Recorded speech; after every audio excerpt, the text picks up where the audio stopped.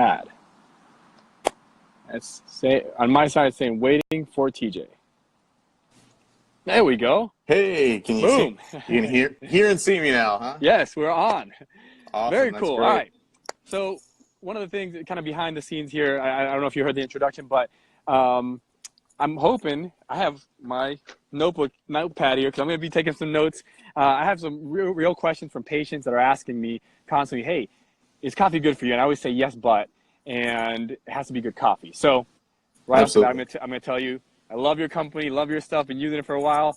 I love when you send out the packages, you put the little cards in there and it tells you like health thing and little, I love that. So can you tell people a little about who you are, about your company, the company you're working with, and we'll go from there. Yeah, absolutely. So my name is TJ. I've been with the company for 7 years. The company was started about 20 years ago by my father-in-law. And he was inspired by a man named Skip Lee, who is the founder of a nonprofit called Agros International. And Agros works with farmers in rural Central America to help them work their way out of poverty. And so we were inspired basically to support this nonprofit with coffee. We were roasting coffee here locally for the local community here in Northwest Washington State. And we thought, what a cool way, 20 years ago when no one was doing it, what a cool way to give back to the farmers, right? So we give 2% of all of our subscription revenue to Agros International and Food for Farmers, which is another nonprofit partner. And these guys help the farmers work their way out of poverty. So it's not just giving a handout, So that's the heart and the mission behind the company. And then over the years, as we've done more research, we've learned, there's all this information and misinformation around coffee and health of coffee. And you'll see, one day you'll see on CNN, that coffee's healthy for you. And then the next day on some other site, you'll see that it's not healthy for you. But neither article will discuss what type of coffee it is, right? And there's a huge world of coffee. And so part of it is just getting the right education and reviewing, being really cognizant of what it is you're drinking and understanding what parts of it are good for you and what parts of it you should avoid, right? So that's one of the things that we've learned over the years, and we love sharing with people. Awesome. And that's one of the things that I love about your company is when I found out the health of I'm all about health. So you got me with the health part of it. And then as I looked into it a little bit, I saw the humanitarian part of it. I mean, what you're doing for these farmers and how I was sold from day one because of all of that. It wasn't just good coffee. It was all these other things. So let's jump right in. Some of the questions that I get on coffee is, when it comes to coffee and the way it's grown, does that make people ask, well, coffee is acidic and all of that. So I know that you guys have a process that's different than most other companies. So can you get into that, like how it's grown and where and such? Yeah, so one of the things that's really set us apart is most coffee companies, the way that they sell their coffee is through a grocery store or through, restaurants, hotels, that kind of thing, big wholesale accounts. Well, we have some wholesale accounts, but really we started off prioritizing direct-to-consumer and working directly with individual subscribers, our members of our Coffee Lovers Club. And one of the benefits of that is that we know exactly what it is our members need per coffee, and we're able to match our operations to that. And what that means is we're able to roast and ship within 48 hours. So it's super, super fresh coffee. It also enables us to partner with our farmers in a more sustainable way. We're able to support them. I'm going to pause you for one second, because you went over that point right there. You roast them within 48 hours. What's the importance on that, on the health aspect for the coffee? Like, if you don't roast it within 48 and ship it out, like what's the differences there? Absolutely. So most coffees, kind of starting at the top, you've got your K-cups and your pods, right? The coffee industry will mark that out for 2 years, right? So that coffee gets really old by the time you end up using it in your K-cup machine. Some coffee companies will mark, they'll put a best by date of 1 year out on their beans, right? So that shows kind of the discrepancy there in terms of how fresh it is. Now, when it sits for a really long time, coffee actually, will last a little bit longer than, say, fruit will. But, what we try to say is you want to really drink your coffee within 4 to 6 weeks after it's been roasted. After that, it really starts to go stale, right? And really, the best case scenario, it goes stale. The longer it sits, it'll go rancid. And so as the oils start to seep out of the beans, they make contact with the air, and then they can go rancid essentially. That'll have a major impact on your health and a major impact on flavor as well, right? So that's one of the reasons why, once people try our coffee, they have a hard time giving up. It just tastes better, and part of that's just because it's fresher, right? So Yeah, being fresher that's also great. just happens to be better for your health, you know. And that's great. And then on the roasting part, I've read a lot on my end that if it once it's roasted and it sits for a while, it has a potential also to have molds that grows into it. Is that Absolutely. what you're saying? So Yeah. so mold can happen in two basic ways, right? So mold can actually happen at the farm level. Okay. Coffee is actually the seed that grows inside of a coffee cherry. And what happens is when it comes to harvest time, sometimes as you would with any other fruit, sometimes certain cherries will fall from the tree before they're picked. Some of them are deformed. Some of them will develop mold even on the tree. And so within the coffee industry, they don't waste anything, right? They'll use all of it. Okay. Yeah. But what happens is the best beans, those get picked first. Those are hand picked and hand sorted. Those get cleaned and washed and dried. Okay. Those are, and then of course, then they go through a rigorous cupping process where they're roasted and sampled at origin to determine, flavor wise, are these, where are they at in quality. So the cherries that we forgot about, the cherries that drop to the ground that can have mold develop on them, that mold can seep through the mucilage and into the bean itself, right? Well, those beans don't get thrown away. They use those beans. They will then package those up and sell them on the commodity market as the cheaper beans. So these are the beans that you would find in your instant coffees or your canned coffees, your really cheap coffees. Gotcha. And so what will happen is that's how mold is getting into the market in the first place. Now, some people would argue. I'm taking some notes here, so that's good. Keep on going. That's good. Another thing that people would argue about is that through the roasting process that you're killing all the mold. Okay, so and that may be true for some of the different species of mold that are coming through from the origin. But then what happens is, as you can imagine, if you're roasting and then in the case of a K-cup, grinding the coffee and then putting it in a little plastic container and letting it sit on a shelf for 2 years, over time it can't help but start to develop stuff, right? No. And so that's why we've made the commitment, because we don't sell our coffee in grocery stores. We don't, we roast and ship. It ends up in your door, 2 days later.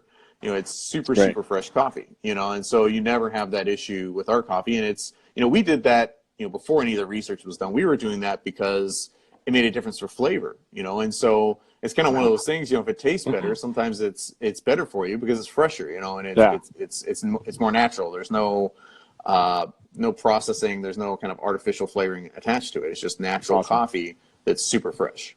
Cool. And then another question I had going through the website is shade grown.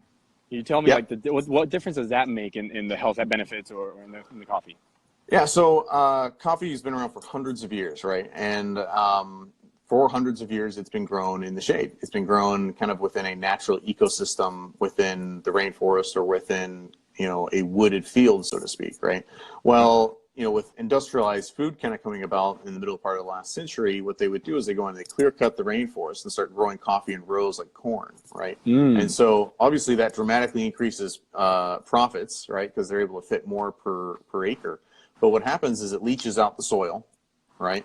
It can cause soil erosion. And so eventually, because the land's so cheap, after, 10 years or so, they'll just cycle through the land and go buy more land. They don't have to maintain the land. And so, the people that really suffer are the farmers at origin that work there, right? But one of the other unintended consequences of this is, with the growth of the coffee market, trying to get things done as cheaply as possible, is that they'll also use cheaper species of coffee, more hardy species of coffee. So one is Robusta, right? So Robusta, particularly Robusta grown in the sun, has far more caffeine and acidity, naturally occurring acidity, than Arabica beans. They also happen to be more bitter tasting, and they grow, it's like a bush, it's a weed, it grows anywhere, right? So high grade Arabica, which is going to have safer levels of caffeine, it's going to have safer level, half the acidity of Robusta, grows at higher elevation, right? So it's harder to grow, and therefore more expensive, right? And so that's where we're only sourcing top 1%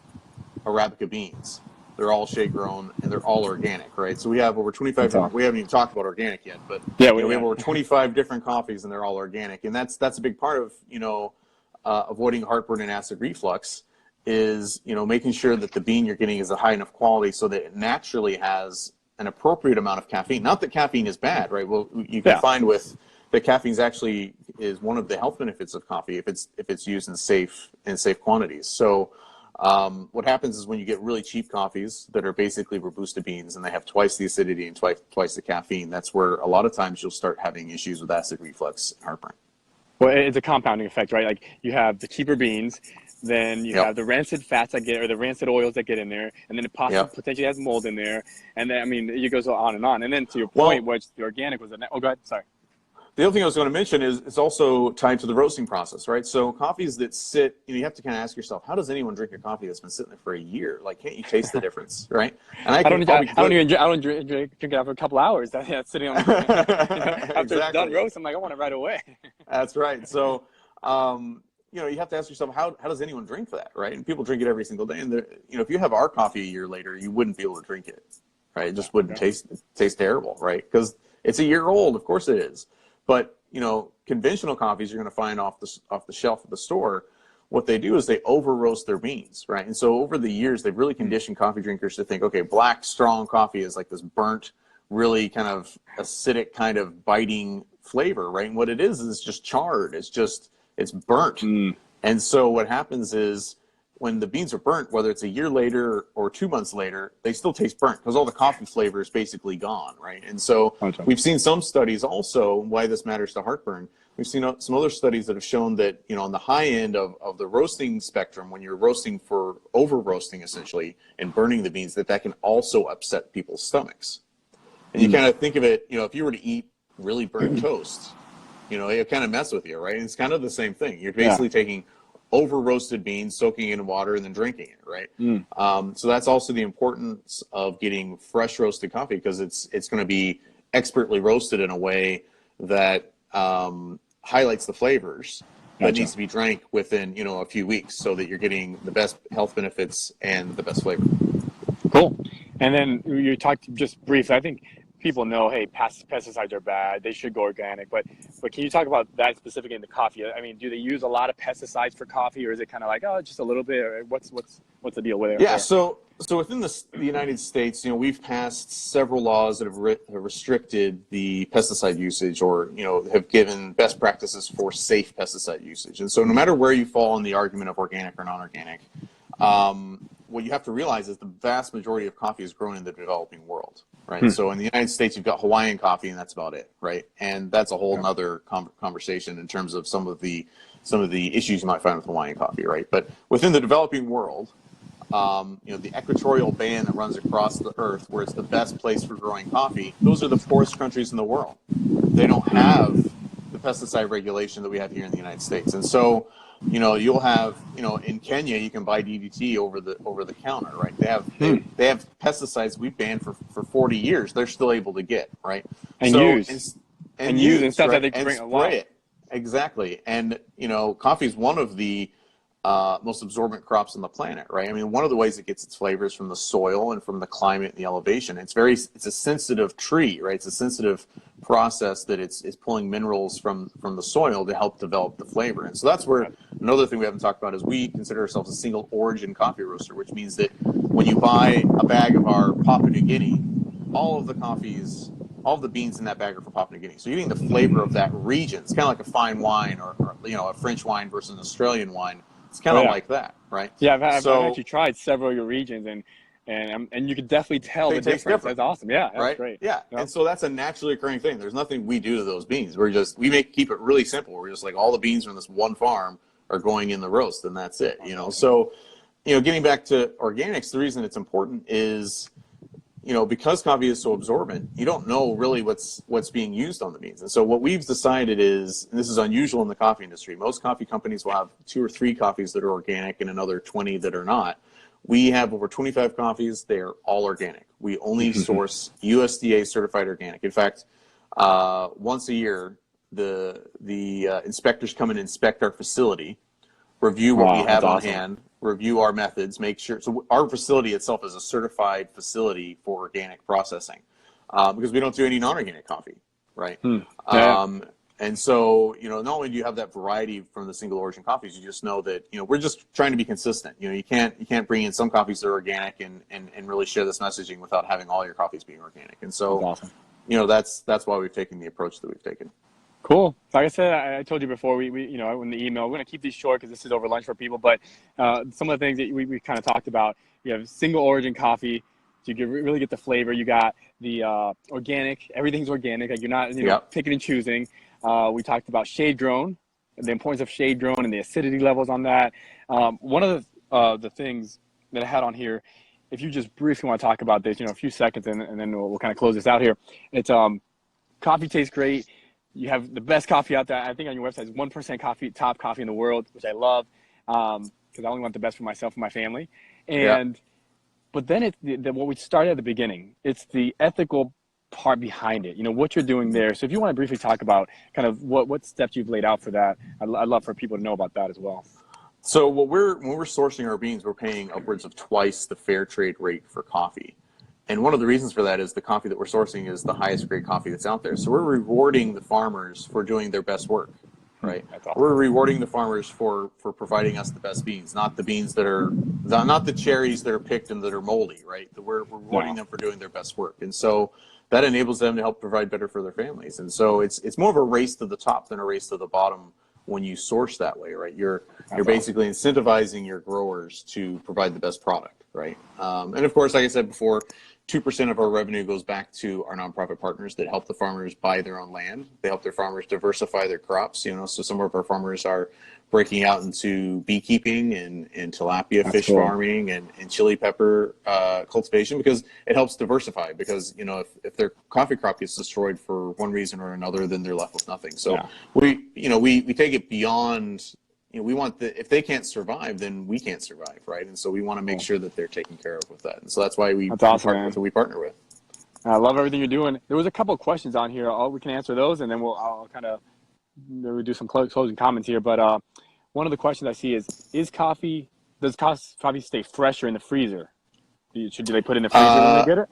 So no. So what the best way you want to do, you know, there's three enemies of coffee freshness. It's just oxygen, it is heat, and its temperature, right? So what happens is in the same way when we're roasting coffee at a high temperature, when you're freezing it, then it's also affecting the oils in the beans, right? So what you want to do is just, you know, put it in a canister, put it even in a Ziploc bag and just keep it in your cupboard. So it's out of, you know, direct sunlight, away from any extreme temperatures, and in an airtight container, essentially. That's the best way to do it. And of course, you know, use it within 6 to 8 weeks. Cool. I had another one on here with your coffee. What is the time that can be on? How long would you recommend for it to be on the shelf? You said 6 to 8 weeks. You answered that one. And that was it. Any other, I don't see anything else here. Coffee, good or bad for you? It's good, yes, but it has to be the right coffee, right? Yeah. Well, and another thing we haven't mentioned is any of the health benefits, right? So, you know, you can, there's all kinds of research out there that shows, you know, the coffee is good for, you know, heart health, for brain health. It's shown to help reduce risk of Parkinson's and Alzheimer's. And much of that is tied to two basic mechanisms. One is that it's loaded with antioxidants. You know, people don't think of coffee as a superfood, but actually Americans get more of their antioxidants from coffee than from any other source, right? Yes, now, awesome.